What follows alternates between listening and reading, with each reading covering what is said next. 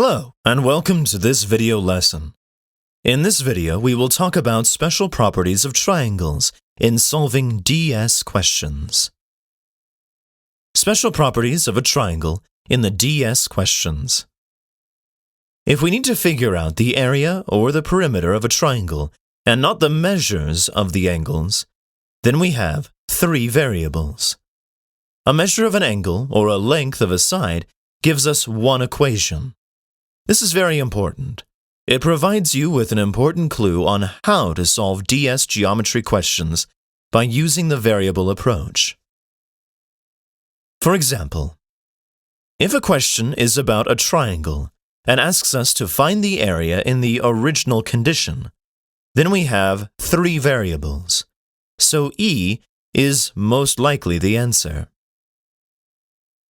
If a question is about a triangle, gives the measure of an angle such as angle A equals 13.5 degrees, and asks us to find the area in the original condition, then we have three variables and one equation, so C is most likely the answer. If a question is about a triangle, gives a length of a side such as line segment AB equals 5, and asks us to find the area in the original condition, then we have three variables and one equation, so C is most likely the answer. Remember, if an original condition gives a measure of an angle or the length of a side, then it provides one equation. Remember, on DS questions, you don't need to find the answer itself. All you need to prove is that a unique answer can be found. This is a very important thing to remember. A triangle has three variables, and there is one equation when given the measure of an angle, or the length of a side. Total original condition plus condition 1 plus condition 2.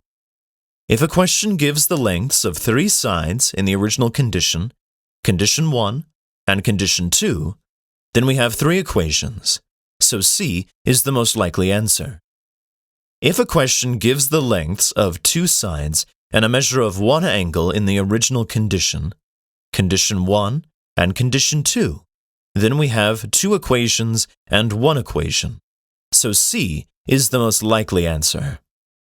If a question gives the length of one side and the measures of two angles in the original condition, condition 1 and condition 2, then we have one equation and two equations, so C is the most likely answer. You should regard the original condition plus condition 1 plus condition 2 as a whole instead of the original condition separately. The most likely answer is C if there is a total of three equations. For example, what is the area of triangle ABC in the figure above? Condition 1. Angle A equals 13.5 degrees, and angle B equals 27.4 degrees. Condition 2, C equals 5. The original condition has three variables. Condition 1 has two equations, and condition 2 has one equation. Therefore, C is the most likely answer. Solution. This question asks us to find the area of a triangle. This means we have three variables, so we need three equations. Condition 1 gives us two equations in the form of the measures of two angles, and condition 2 gives us one equation in the form of the length of a side. Therefore, C is the most likely answer. Remember, if you don't know cosine values, you can still find the answer to DS questions, as long as the original condition gives us the measures of angles and lengths of sides. We can figure out the matching number of equations. We can solve DS problems in this way because we don't need to find the exact answer. If you encounter a DS question asking for the area of a triangle, immediately start with three variables and know that you're going to need three equations.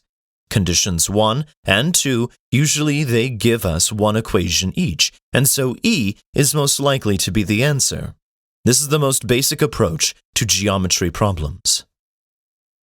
The answer is C, when there are three equations for the measure of the angle and lengths of the two sides in the original condition plus condition 1 plus condition 2, and the angle is the one between the two sides. Otherwise, the answer would be E.